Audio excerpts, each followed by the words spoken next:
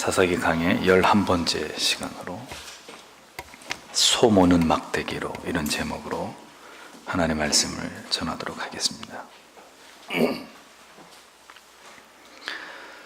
사사 에훗이 이스라엘을 다스렸던 80년 동안에는 태평한 세월이 이어졌다고 성경이 기록을 하고 있습니다. 그런데 그 기간 중에 블레셋 사람들이 이스라엘의 일부 지역에서 세력을 계속 확장을 하고 있었는데, 그들이 세력을 확장하는 가운데 이스라엘 백성들을 때때로 괴롭히기 시작하는 일들이 일어나고 있었습니다. 그런데 이렇게 이스라엘을 서서히 괴롭히기 시작하는 블레셋에 맞서서 앞으로 이 길고 긴 블레셋과의 싸움에서 기선을 제압하도록 하나님께서 세우신 사사가 있었는데, 그가 바로 삼갈이었다고 성경은 기록하고 있습니다. 아마도 사사 삼갈은 어느 날 자기가 보는 눈앞에서 블레셋 사람들이 이스라엘 사람들을 괴롭히고 죽이는 장면을 목격했던 것 같습니다. 그 순간에 그는 농사를 짓고 소를 몰던 그의 손에 익숙한 막대기를 가지고 그 자리에서 블레셋 사람 600명을 쳐 죽이는 괴력을 발휘하게 됩니다. 본문의 내용은 바로 이 사건을 배경으로 하고 있는 내용입니다. 삼갈은 돌라, 야일, 입산, 그리고 엘론, 압돈과 더불어서 사사기에 등장하는 6인의 소사사 가운데 한 사람으로 불리는 그런 사람이었습니다. 왜 이들이 소사사로 불렸냐면, 사사기 전체 역사 속에서 이들이 활약을 한 내용은 상대적으로 적은 분량을 차지하고 있었기 때문입니다. 그러나 그렇다 하더라도 중요한 것은 단 한 번을 쓰임을 받았던, 혹은 오랜 시간 동안 쓰임을 받았던 간에 분명히 전능자의 손에 들림을 받아서 쓰임을 받은 것만은 틀림이 없기 때문에 사사 삼갈 또한 분명하게 이스라엘의 역사 속에 사사 가운데 한 사람으로 기록되어 있다는 것을 우리는 확인할 수 있습니다.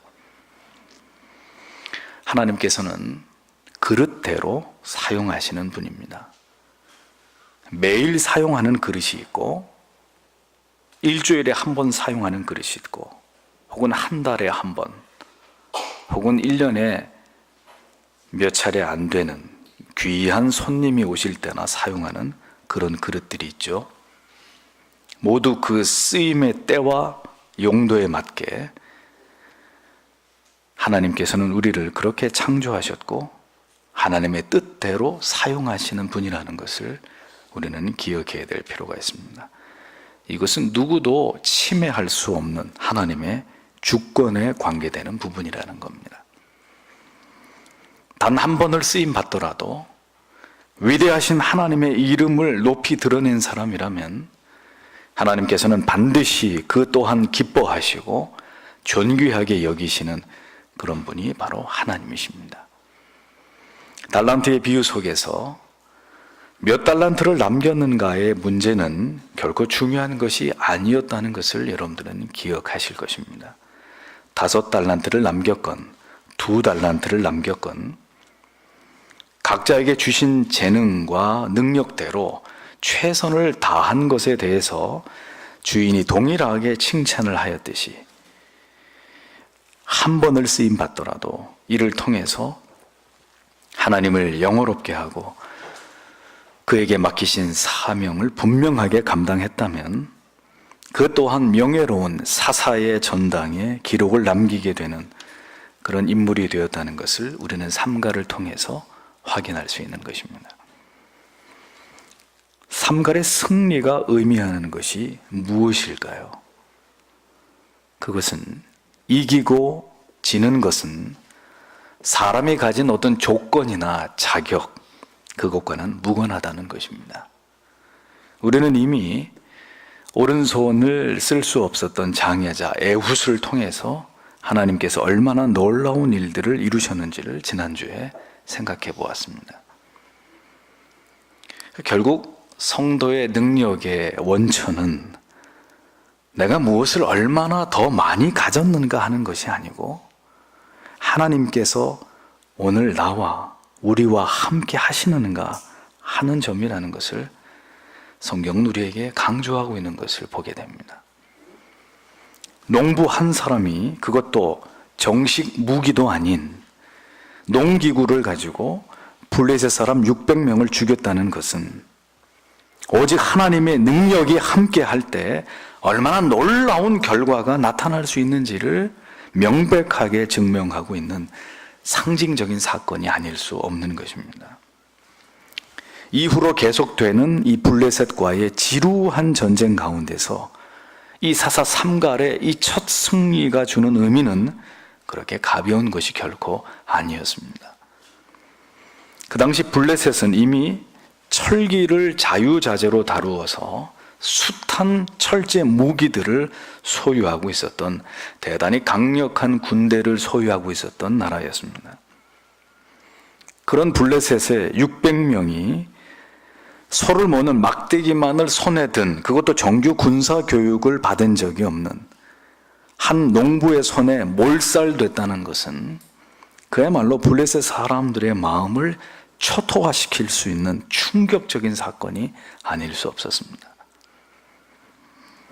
당시 소를 모는 막대기는 길이가 2.5m 정도에 이르고 둥글고 두꺼운 막대기의 형태를 가지고 있는데, 그 막대기의 한쪽 끝은 뾰족해서 소를 몰 때 무리를 이탈하는 소들을 이렇게 찔러서 다시 대열 가운데로 돌아오게 만드는 그런 용도였고, 다른 한편의 막대기 끝은 작은 삽이나 혹은 끌 모양의 쇠가 붙어 있어서 농사를 지을 때 사용할 수 있는 그런 도구였습니다. 자, 그러니 생각을 해 보십시오. 그 막대기로 600명을 죽인 삼갈은 그야말로 에훗에 버금가는 용맹한 사사라고 말할 수 있어도, 그 농부 출신의 사사에게, 그것도 그가 농사를 지을 때 사용하는 농기구에 맞아서, 무슨 삼갈이 큰 폭탄을 투척을 해서 600명을 죽인 것이 아니고 농사를 지을 때 쓰는 농기구에 맞아서 600명이 죽었다. 그 600명의 블레셋의 군인들의 후손들은 나중에 뭐라고 이야기할지가 궁금해집니다. 너희 아버지가 이스라엘에 쳐들어갔다가 소를 모는 막대기를 들고 나온 한 농부에게 599명과 함께 몰살을 당하셨단다. 참으로 자랑스럽지 않니? 후손들이 이런 이야기를 듣게 된다면 얼마나 수치스럽겠습니까?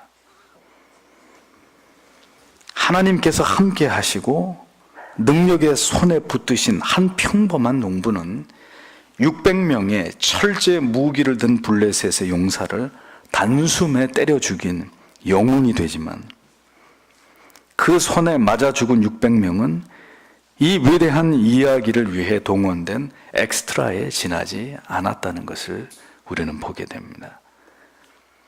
이것이 바로 하나님의 자녀들의 삶과 하나님을 알지 못하는 자들의 삶과의 가치의 차이라는 것입니다. 우리가 살아가고 있는 모든 삶의 공간과 우리가 살아가고 있는 시대는 하나님과 그 백성들을 위한 무대요, 역사라는 사실을 잊어버리셔서는 안 됩니다. 우리가 주인공이란 말이에요. 이 모든 역사 속에서 위대한 주인공은 바로 하나님의 자녀들, 그리고 그 무대에서 이 위대한 이야기들을 만들어 나가시는 총감독은 바로 위대하신 하나님 자신이십니다. 그 하나님과 하나님 자녀 사이에 일어난 모든 일들이 바로 놀라운 어메이징 스토리가 되는 거예요. 세상과 불신자들은 이 하나님의 위대한 섭리가 이루어지는 무대 속에 그들은 엑스트라일 뿐이라는 거예요. 단역 배우에 지나지 않는 거예요. 그들이 중요한 인물이 주인공이 아니란 말입니다. 우리가 구원을 받아 하나님의 자녀가 되고 인생을 살아가는 동안에 기가 막힌 이 하나님의 도우심과 섭리와 간섭을 통해서 어떻게 하나님께서 우리를 빚어가시고 마침내 영광을 받으시는가 하는 이 모든 성도의 인생의 스토리는 바로 사사삼갈의 이야기와 버금가리만큼 매우 드라마틱합니다. 기가 막히죠. 어쩌면 그렇게 놀라운 하나님의 섭리로 점철되어 있는지를 바로 여러분들의 인생이 그것을 잘 보여주는 증거가 아닐 수 없다는 겁니다. 이러한 일들이 바로 하나님에 의해서 우리의 일생과 일상 속에서 일어나고 연출되고 있는 성도의 역사이고 교회의 역사라는 것을 우리는 알게 되는 것입니다. 하나님을 모르고 살아온 나의 인생은 아무것도 볼 것이 없는 무의미하고 무가치한 그런 삶이었지만, 영화로 말하면 제대로 건질 명장면 하나 없는 필름만 낭비하는 그런 시간이었다면, 우리가 믿음 안에서 예수 그리스도를 만나고 하나님을 체험한 이후에 우리의 인생은 바로 사사삼갈처럼 하나님께서 우리를 붙드시고 우리와 함께 하실 때 기가 막힌 반전과 클라이막스 같은 이런 놀라운 장면들로, 극적인 장면들로 이렇게 채워져 나가는, 우리가 어떤 영화를 볼 때 그 영화에서 가장 박진감 넘치는 그런 장면과 같은 일들로 연출되는 그런 인생이 될 수 있다는 것을 우리는 잊지 말아야 되는 거죠. 하나님이 그렇게 우리 인생을 이끌어 가신다는 겁니다. 사사삼갈의 이야기로 깊이 들어가 보겠습니다.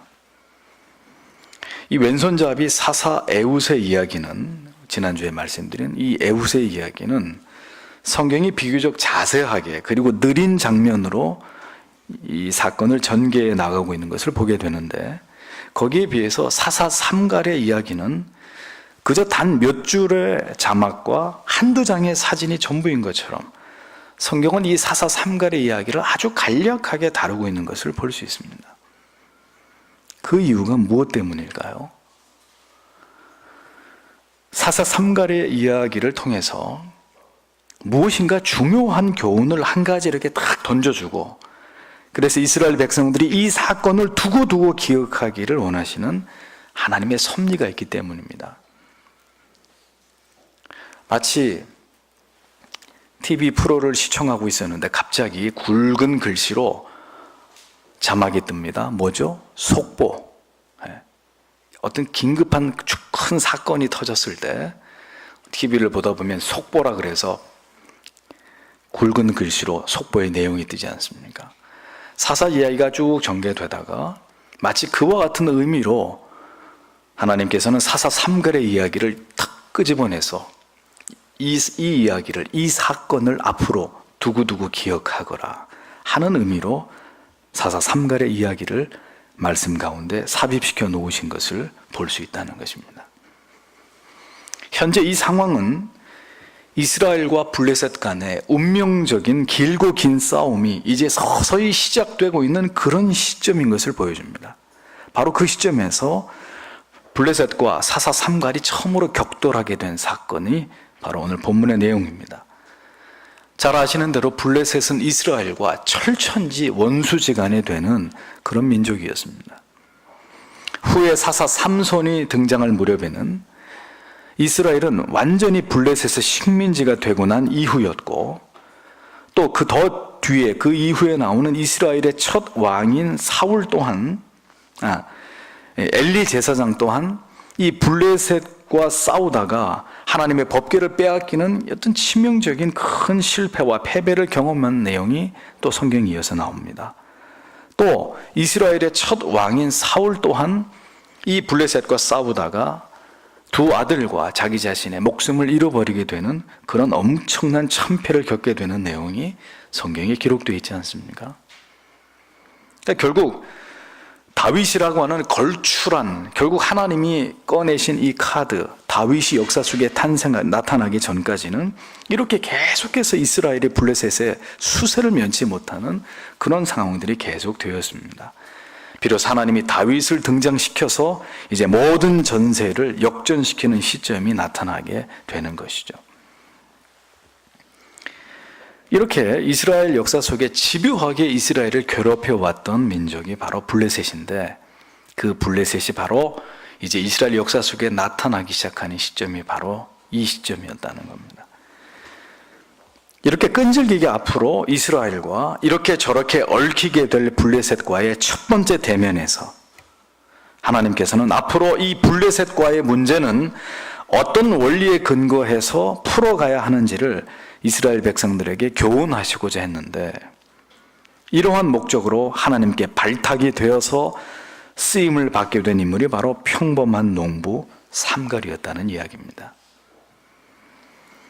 평범한 한 농부가 소를 모는 막대기로 철제 무기로 중무장한 블레셋의 600명을 때려눕힌 사건을 통해서 하나님께서는 전쟁은 이스라엘의 문제가 결코 아니라 하나님께 속한 것임을 이스라엘 백성들에게 각인시키고자 하셨던 겁니다.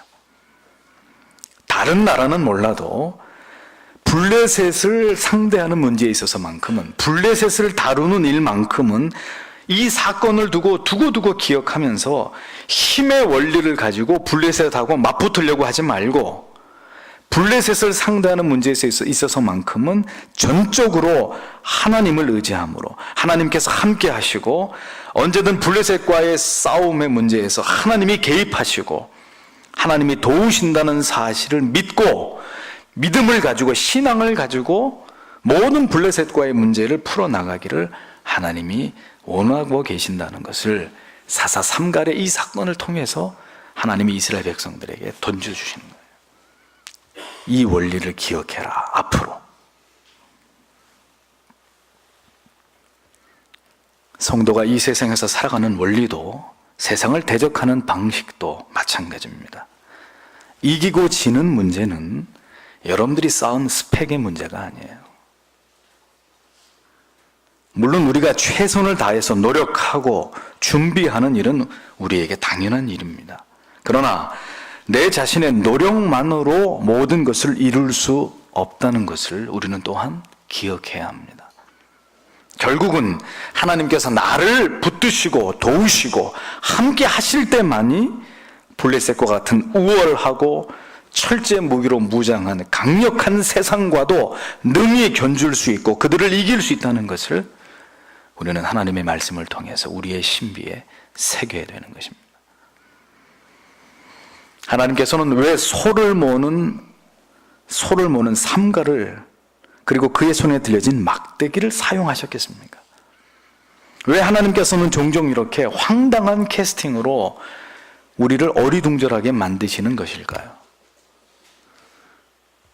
왜냐하면 그렇게 할 때 감독의 위대함이 더욱 극적으로 드러나기 때문입니다. 이름 있는 배우, 많은 갤런티를 줘야 영화에 출연시킬 수 있는 이런 배우들, 흥행수표가 되는 그런 배우들 데리고 영화 찍는 거는 뭐 누가 못하겠어요. 아무개가 그 영화에 나온다, 그럼 그 네임 밸류만 보고 사람들이 영화를 보려고 줄을 설 거 아닙니까? 훌륭한 감독은 무명의 배우를 캐스팅해서, 그의 잠재력을 보고 무명의 배우를 캐스팅해서 완벽한 영화를 만들어내는 거죠.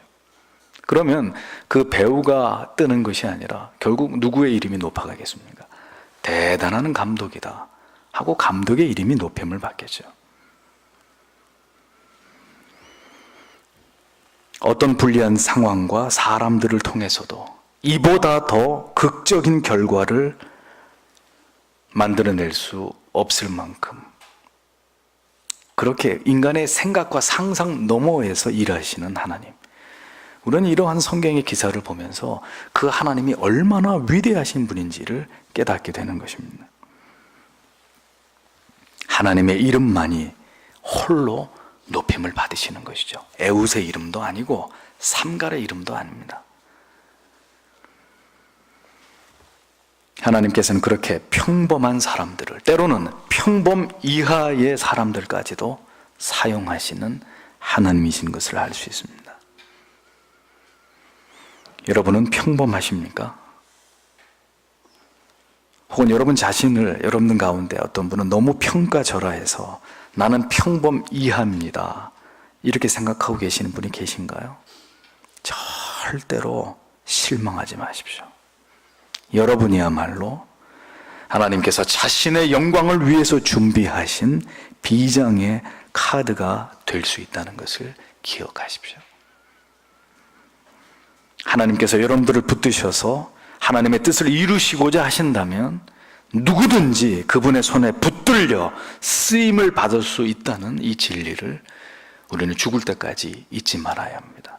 하나님 저에게도 기회를 주신다면, 하나님 저도 하나님의 영광을 위해서 그렇게 한번 당신의 손에 붙들려 쓰임 받기를 원합니다. 이런 소망이 우리에게 있어야 하는 것이죠. 고린도전서 1장 27절 이하에 보면 이렇게 말씀합니다. 그러나 하나님께서 세상의 미련한 것들을 택하사 지혜 있는 자들을 부끄럽게 하려 하시고 세상의 약한 것들을 택하사 강한 것들을 부끄럽게 하려 하시며 하나님께서 세상의 천한 것들과 멸시받는 것들과 없는 것들을 택하사 있는 것들을 패하려 하시나니 이는 아무 육체라도 하나님 앞에서 자랑하지 못하게 하려 하심이라. 이렇게 기록하고 있습니다. 하나님은 자신이 받으셔야 될 영광을 누구에게도 빼앗기시지 않는 분입니다. 하나님의 영광을 가로채려고 하는 자 같으면 누구라도 하나님은 그를 꺾어버리고 낮추시는 하나님이라는 것을 성경은 말씀하고 있어요. 하지만 가장 작고 초라하고 보잘것없는 자라 할지라도 하나님이 그를 통해 자기의 이름에 합당한 영광을 받으실 것 같으면 하나님은 그런 사람들을 세워서 위대한 하나님의 일들을 이루시는 그런 분임을 성경은 말씀합니다. 이것이 하나님께서 일하시는 방식이라는 거예요. 우리가 삼갈에 대해서 생각해 볼 또 한 가지의 문제는, 본문은 아낫의 아들 삼갈이라고 짤막하게 삼갈을 소개하고 있습니다. 그런데 여기서 아낫이라는 이름은 가나안의 여신, 가나안의 우상, 가나안을 지키는 여신의 이름이 아낫입니다. 이 말의 의미는 아마도 삼갈의 부모님은 대단히 가나안화되어 있었던 이스라엘 사람이 아니었을까 짐작해 할 수 있는 그런 대목입니다. 아들의 이름을 자신들이 믿는 신의 이름을 지어서 그래서 그에게 이 아들의 인생을 바치려 했을 만큼 삼갈의 부모는 우상에게 심취한 패역한 그런 사람들이었다는 것을 짐작해 볼 수 있습니다. 그러니 한마디로 말하면 삼갈의 부모는 여호와 하나님을 지극히 경외했던 그런 부모가 아니었다는 뜻입니다. 오히려 삼갈의 부모는 여호와 하나님을 향해 배도를 저지르고 아들의 이름을 가나안의 여신의 우상의 이름을 따서 지을 정도로 지극히 우상을 숭배하고 있었던, 하나님 앞에 저주받아 마땅한 그런 부모였을 것이라고 짐작할 수 있는 그런 상황입니다. 삼갈의 부모를 보면 이러한 부모 밑에서 이런 이름의 의미를 가진 삼갈을 결코 하나님께서 사용하실 리가 없어 보입니다. 그다지 주목할 만한 그런 출신 성분을 가진 그런 인물이 아니었다는 것을 알 수 있는 거죠. 아브라함은 어떻습니까? 아브라함의 아버지는 어떻죠? 성경의 여호수아 24장에 보면 24장 2절에 여호수아가 모든 백성에게 이르되 이스라엘 하나님 여호와의 말씀에 옛적에 너희 조상들 곧 아브라함의 아비 나홀의 데라가 강 저편에 거하여 다른 신들을 섬겼으나 내가 너희 조상 아브라함을 강 저편에서 이끌어내어 가나안으로 인도하여 온 땅을 두루 행하게 하고 그 씨를 번성케 하려고 그에게 이삭을 주었고, 이런 말씀이 기록되어 있습니다. 자, 아브라함의 아버지가 어떤 사람이었다고요? 우상을 숭배하는 사람이었다는 겁니다. 믿음의 조상이라는 칭호를 얻은 아브라함의 아버지도 우상을 숭배했던 자라는 사실을 성경은 밝히고 있습니다. 그럼에도 불구하고 하나님께서는 아브라함에게 은혜를 베푸신 내용을 성경은 다루고 있죠. 우리는 이런 사실을 통해서 무엇을 생각해 볼 수 있을까요? 하나님께서는 그다지 좋은 집안 출신의 그런 인간적인 배경과 조건이 탁월한 사람만 사용하시는 것이 아니고, 비록 그 부모가 우상을 숭배하고 여신을 숭배하고 아들의 이름을 그 신의 이름을 따서 지을 만큼 하나님께서 기뻐하실 만한 그런 사람들도 아니었고 그런 이름도 아니었다 할지라도 하나님은 이러한 모든 것에 개의치 아니하시고 삼가를 들어서 하나님의 영광의 도구로 사용하셨던 것처럼 하나님께서는 오늘도 인간의 연약함이나 혹은 인간의 보잘것없는 어떤 조건이나 배경 같은 것을 보시고 우리를 판단하시는 분이 결코 아니시라는 것을 성경은 우리에게 말씀하고 있다는 겁니다. 사람들은 명함 뒤에 새겨지는 커리어를 굉장히 중요하게 생각합니다. 하지만 하나님은 사람의 중심을 보시는 분입니다.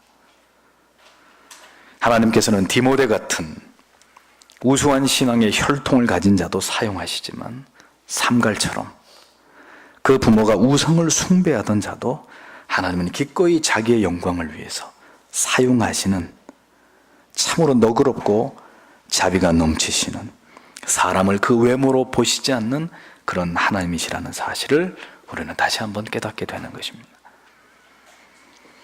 하나님이 보시는 기준은 여러분들이 내세울 수 있는 조건이 아니라는 것을 기억하십시오.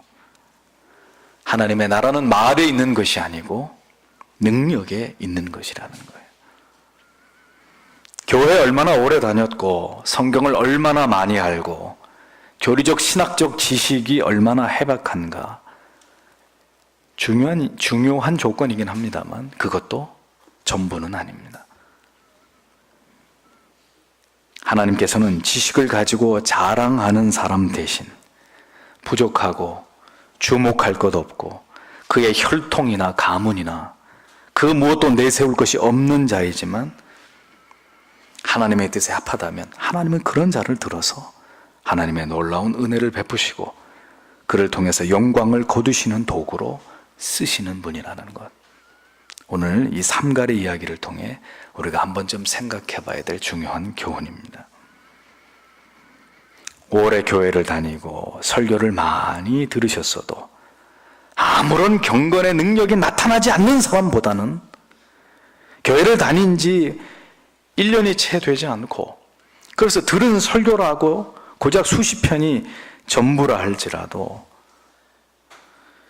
진리의 말씀이 붙들리고 그 진리의 말씀을 붙잡고 몸부림치면서 살아가는, 진지하고 열정적이고 순종하면서 살아가는 그런 새신자들을 통해서 하나님은 더 놀랍고 위대한 일들을 행하신다는 것을 우리는 알아야 합니다. 그래서 신앙 안에서는 결코 무엇도 자랑해서는 안 되고 또 자신의 어떤 인간적인 허물이나 부족을 핑계 삼아서 자꾸 뒤로 물러서거나 주저앉아서도 안 되는 것입니다. 왜요? 내가 하는 것이 아니기 때문에. 하나님의 주권적인 섭리의 결과에 따라서 그저 붙들리고 쓰임받고 하나님의 영광을 드러낼 수 있다면 그것만으로 우리의 인생은 너무나 소중하고 귀하고 아름다운 것입니다.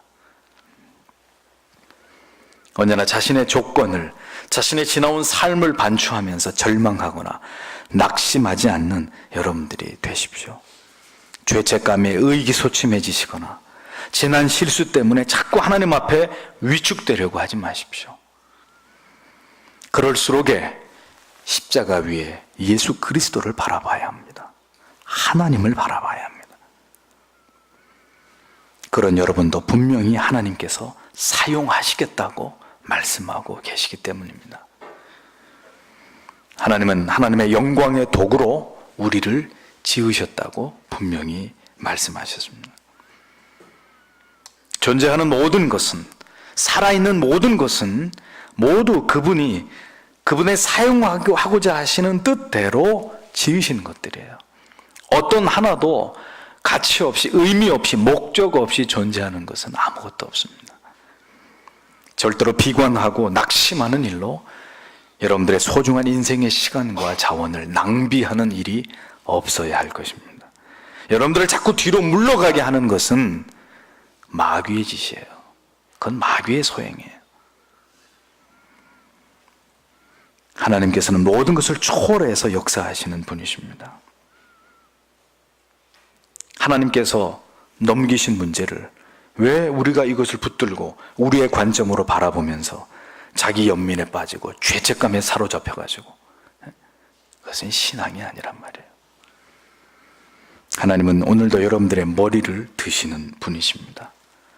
가나마다 현장에서 잡힌 여인도 그 죽음의 위기에서 건져내시고, 가서 다시는 이와 같은 죄를 범하지 말아라, 그녀를 용서하시는 인자하신 주님의 모습, 그녀에게 이것을 당부하면서 살려서 돌려보내셨던 주님의 모습을 우리는 복음서에서 보지 않습니까?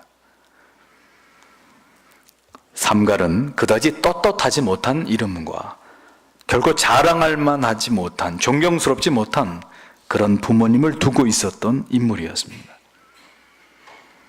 하지만 하나님께서는 다른 사람이 아니라 바로 그 삼갈을, 그 소모는 농부를 들어서 하나님의 위대하심을 드러내는 도구로 사용하셨다는 사실, 절대로 잊어버리지 말아야 될 중요한 교훈입니다.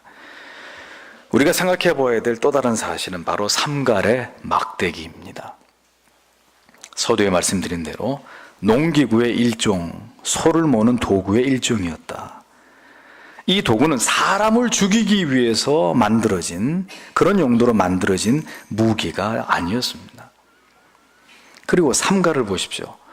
그런 아마 지금까지 살면서 한 사람도 죽여본 일이 없는 그런 사람이었을 것입니다. 그가 군사훈련을 받았겠습니까? 사람을 어떻게 죽여야 되는지에 대한 기술을 터득했겠습니까? 사람을 죽이려면 막대기를 할지라도 모르죠. 아주 잘 훈련받은 사람 같으면 뭐 볼펜 하나 가지고도 사람을 죽인다고 하니까. 그러면 사람을 죽이려면 어디에다 힘을 주고 어느 부위를 사용해서 정확하게 어디를 가격하면 이 막대기로도 사람을 죽일 수 있다, 이런 전문적인 그런 지식을 그럼 삼갈이 가지고 있었겠느냐? 다 아니라는 거예요.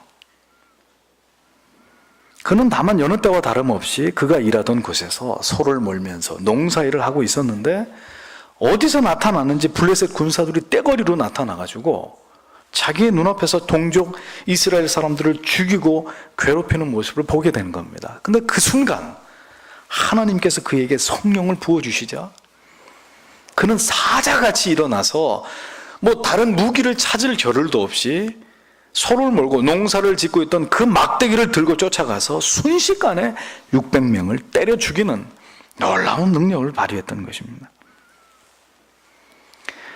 아마도 로마의 교황청이 영원히 마르틴 루터의 이름을 잊어버릴 수 없듯이 블레셋 사람들도 오래도록 소모는 막대기로 600명의 블레셋 사람을 죽인 농부 삼갈의 이름을 두고두고 기억했을 거예요.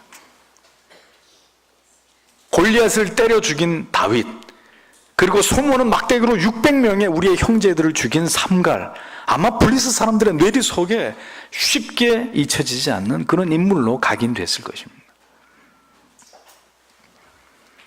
기억하십시오. 소모는 막대기 같은 인생도 하나님은 쓰신다는 거예요. 아무런 경험이 없어도, 아무런 준비가 돼 있지 않아도, 물론 하나님은 준비된 자, 유능한 자, 그런 자들도 분명히 사용하십니다. 그런데 때때로 특별한 경우에는 이렇게 전혀 준비되지 않고 아무런 경험이 없는 자 가운데서도 성령으로 기름 부으시고 기적적으로 역사하심으로 하나님의 뜻과 계획을 이루시는 그런 은혜의 하나님이신 것을 성경은 우리에게 보여주는 거예요.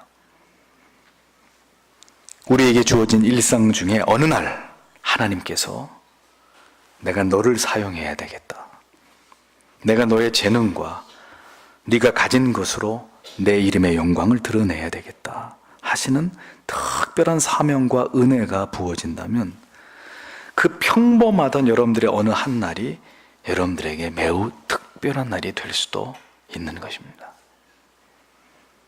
그냥 평범하게 살아오던 한 분이 예수를 믿고 하나님이 그에게 어떤 사명을 주자 그의 이제 남은 인생이 매우 특별해지기도 하는 일들이 얼마든지 일어날 수 있는 거예요. 언제 어떻게 하나님께서 우리를 들어서 하나님의 뜻을 이루는 도구와 통로로 사용하실지 아무도 모른단 말입니다.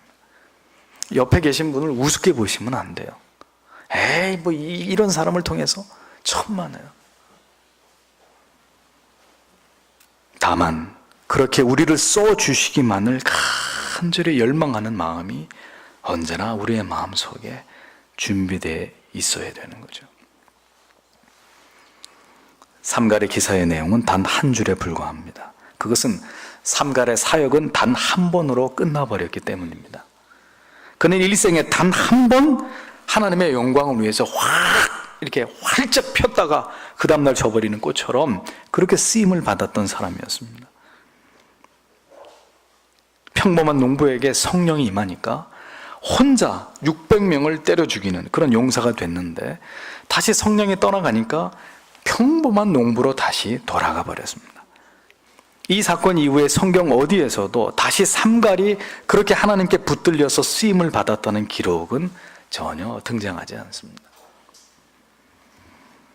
단 한 번을 쓰임 받았을 뿐인데 그의 이 일은 앞으로 일어날 일들에 대한 중요한 예표가 되었다는 거죠. 앞으로 블레셋과의 관계에 있어서 이스라엘 백성들이 결코 잊어서는 안 될 중요한 교훈과 원리를 이스라엘 백성들의 가슴 속에 새겨주는 역할을 삼갈은 훌륭하게 수행했던 것입니다. 블레셋과의 싸움은 적어도 병거와 마병의 싸움이 아니라 우리가 믿고 의지하는 하나님과 이스라엘의 대적 블레셋과의 싸움이라는 것을, 이 메시지를 하나님은 삼갈을 통해서 분명하게 자신의 사랑하는 백성들에게 전달하셨다는 겁니다. 성도 여러분, 평생을 의미 없이 그저 물에 술 탄 듯 술에 물 탄 듯 이렇게 허송세월로 보내면서 사는 것보다 단 하루를 살아도 하나님의 영광을 분명하게 선포하고 죽는 것이 훨씬 더 아름답고 값진 인생일 수 있습니다. 체코의 개혁가 얀 후스는 화형에 처해지면서 의미심장한 유언을 남깁니다. 비록 당신들이 오늘 거위 한 마리를 태우지만 100년 뒤에는 거위가 탄 재에서 한 마리의 백조가 나올 것이고 당신들은 그 백조를 결코 구워 먹지 못할 것이오. 이렇게 말하면서 순교의 제물이 됩니다. 체코 말로 후스는 거위를 뜻하거든요. 당시 개혁가 후스가 설교를 할 때마다 그를 반대하던 사람들이 거위가 찌끄러댄다 이렇게 비아냥거렸습니다. 후스가 순교하던 해가 1415년이었고 마르틴 루터에 의해 종교의 개혁이 일어난 해가 1517년이었으니까 몇 년이 지난 거죠? 102년이 지났습니다. 그러니까 아주 정확하진 않았어도 2년 차이로 양 후스의 예언이 적중해서 그는 그렇게 개혁을 이루지 못하고 순교의 제물이 됐지만 루터에 의해서 이 위대한 종교 계획의 놀라운 역사 가운데 펼쳐진 이런 이야기들이 교회사에 전해지고 있습니다. 하나님의 나라는 양보다는 질입니다. 위대한 개혁가들과 신학자들, 목회자들 한결같이 50을 넘기지 못하고 죽은 사람들이 허다합니다. 심지어 20대 죽은 사람들도 있고. 그렇지만 그들은 누구보다도 위대한 복음의 영광을 드러내고 찬란한 업적을 남기고 역사의 뒤안길로 사라져간 그런 사람들이었습니다. 이제는 눈을 씻고 찾아봐도 그런 위대한 인물이 나오질 않아요. 나올 수도 없고 의미 없는 삶을 오래오래 사는 것보다 짧지만 하나님께 붙들려서 귀하게 쓰임받고 하나님께로 돌아가는 것은 더 아름답고 고귀라는 것입니다. 많은 시간이 지나가 버렸고 이제 여러분들에게 남겨져 있는 시간과 기회가 많지 않다고 그렇게 생각되십니까? 여러분의 남은 시간 가운데 하나님께 영광을 돌리기 위해 하나님께서 여러분들의 인생 가운데 사용하실 시간은 아직도 남아 있습니다. 아직도 충분합니다. 평생을 준비시키셔서 단 하루를, 단 한 달을, 단 1년을 사용해 주셔도 우리는 감사할 따름입니다. 60이 다 돼서 젊은이들과 함께 신학을 공부하고 저 시골에 가셔서 3년을 목회하고 돌아가신 저하고 같이 공부한 동기 목사님을 알고 있습니다. 그 목사님 돌아가시면서 자기의 인생의 이 3년은 모든 인생과도 바꿀 수 없는 소중한 시간이었다고 그분이 그렇게 고백을 하고 돌아가셨어요. 무엇을 위해 살아야 될지를 발견했고 그 사명을 따라서 살았던 3년의 시간이 그 목사님에게는 너무너무 행복한 시간이었다고 그분은 그렇게 감사하고 감격해하면서 하나님의 품으로 돌아가셨습니다. 예수님도 3년의 공생애를 위해서 30년을 기다리셨어요. 많이 쓰임받는 것도 중요하지만 마지막 순간에 아름다운 불꽃으로 밤하늘을 한번 환하게 수놓고 사라져가는 그런 폭죽처럼 그렇게 쓰임받는 것도 결코 평생을 쓰임받은 것 못지않게 하나님의 영광을 드러낸 인생임에는 틀림이 없는 것입니다. 모든 악장이 다 마치고 마지막 피날레에서 힘차게 이 팀판이나 심벌즈를 울리는 타악기 주자들을 보십시오. 그 마지막 음표를 위해서 모든 악장이 다 끝나가는 그 시간을 묵묵히 기다립니다. 이 심벌즈나 혹은 팀파니 같은 타악기는 오케스트라 연주에서 자주 두들기거나 치는 악기가 아니잖아요. 결정적인 클라이막스에서 한번 신나게 두들기거나 창 하고 부딪히는 것으로 대미를 장식하는 거란 말이에요. 그것으로 그 연주의 완성을 위해서 마침표를 탁 찍는 이런 타악기 주자들처럼 하나님의 나라를 위해서도 때로는 그렇게 짧지만 중요하게 쓰임받는 자들이 필요하다는 것입니다. 그것이 나를 향한 하나님의 주권이고 그분의 계획이라면 기꺼이 순종해서 그 역할을 다할 사람들이 필요하다는 거죠.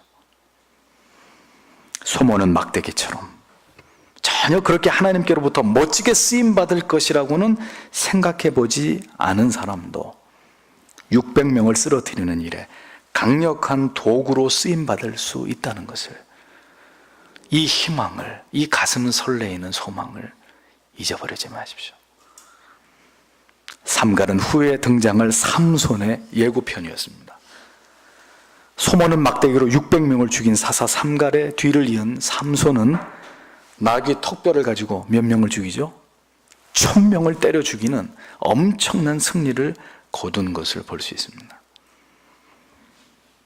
더 나은 누군가를 위해서 길을 닦는 사람, 뒤에 등장하는 주인공을 위해서 그를 더욱 빛나게 해주기 위해서 쓸쓸한 단역을 그러나 충실하게 감당하는 그런 배우. 세례 요한도 그런 인물이었잖아요. 짧은 인생 살다 갔지만 내 뒤에 주께서 오시는데 나는 물로 세례를 주지만 그분은 성령으로 너희에게 세례를 준다. 나는 그분의 신들매를 풀게 해도 합당하지 않다. 나는 쇠하여야 되겠고 그는 흥하여야 되겠다.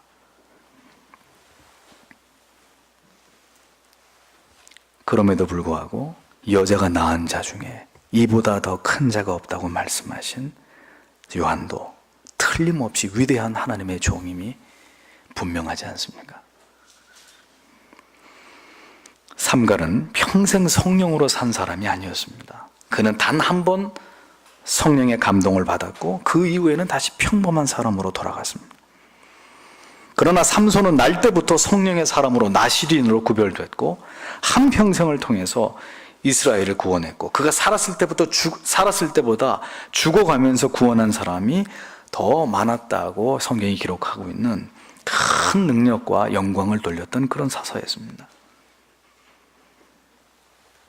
하나님의 나라의 의를 이루는 일에는 이렇게 다양한 사람들의 다양한 역할과 사명이 필요한 것입니다.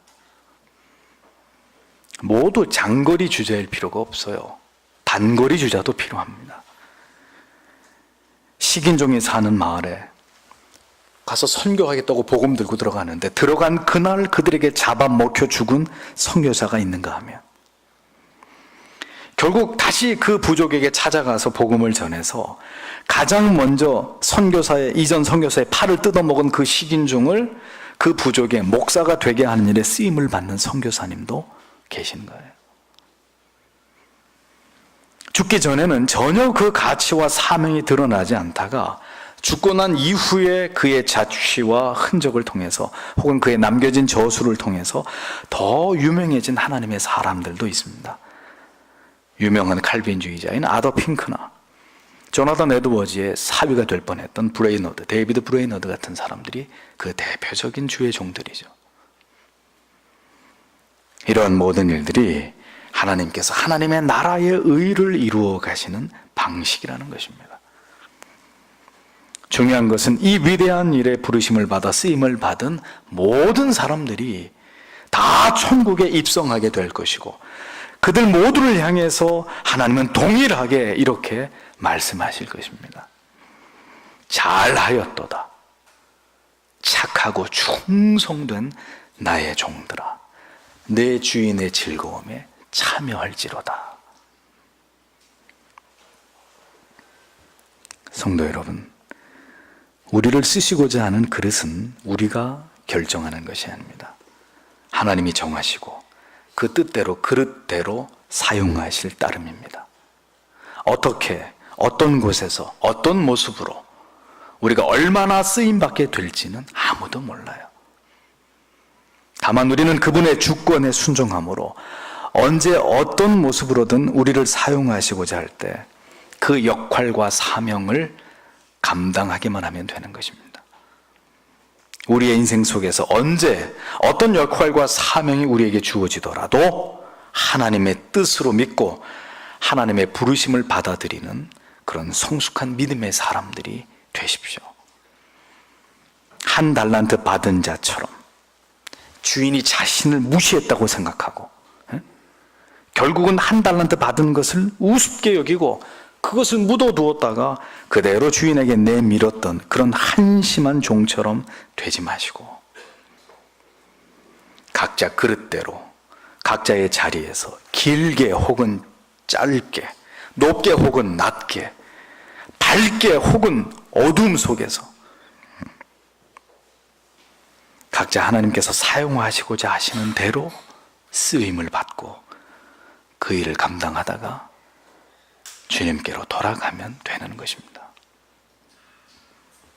하나님께서 보시고 판단하시는 것과 여러분들이 보시고 판단하시는 것은 절대로 같지 않습니다. 오늘 나의 작은 헌신이 어떤 열매와 결과로 나타날지 알 수 없어요. 우리의 기준으로 모든 것을 판단하지 마시고 하나님의 기준으로 모든 것을 판단하시면서 오늘도 삼갈처럼 단 한순간을 위한 그 사명에도 온 힘을 다해서 나를 도우시고 붙드시는 전능자의 팔을 의지해서 우리가 감당해야 될 모든 사명 앞에 최선을 다해서 감당하시는 이 시대의 사사 삼갈 같은 하나님의 사람들이 다 되시기를 주님의 이름으로 축복합니다. 기도하겠습니다.